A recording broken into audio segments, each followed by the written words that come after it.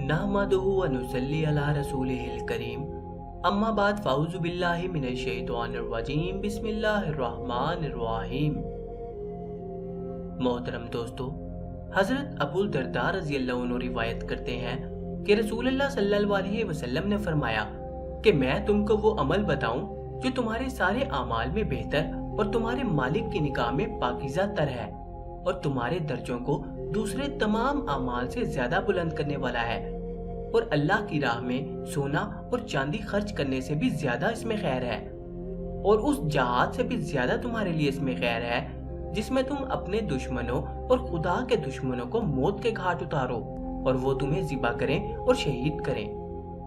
सहाबा रज़ियल्लाहु अन्हुम ने अर्ज किया, हाँ या रसूलुल्लाह सल्लल्लाहु अलैहि वसल्लम, ऐसा कीमती अमल जरूर बताइए। आपने फरमाया, वो अल्लाह का जिक्र है।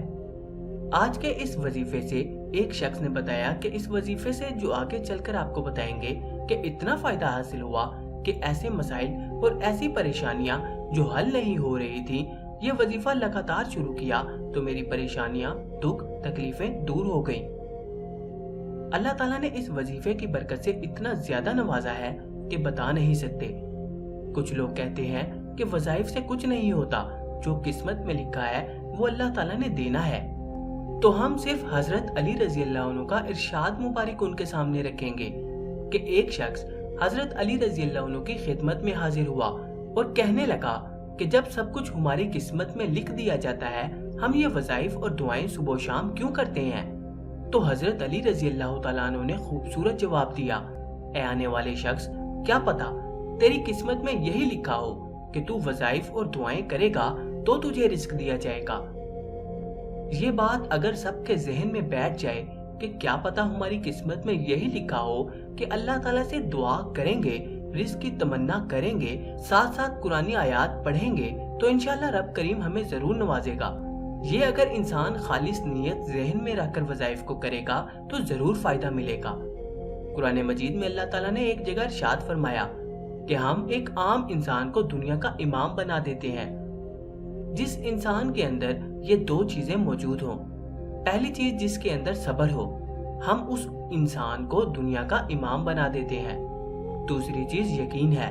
ये अमूमन उलमाए कराम जुम्मतुल मुबारक की बाबरकत घड़ियों में जब खिताब फरमाते हैं तो अक्सर ये उलमाए कराम ये आयत जरूर पढ़ते हैं, वज़ाइफ भी करें और सब्र भी बहुत जरूरी है। अगर एक शख्स जो कहता है कि हम लगातार वज़ाइफ कर रहे हैं लेकिन फर्क नहीं पड़ रहा, तो इस आयत की रूह से सब्र और यकीन का होना लाजिम है। आपने आखिरी अशरा पूरा लगातार ये अमल करना है।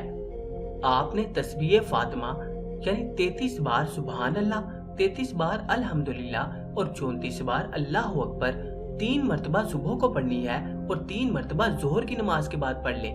आपने 10 दिन लगातार ये अमल करना है।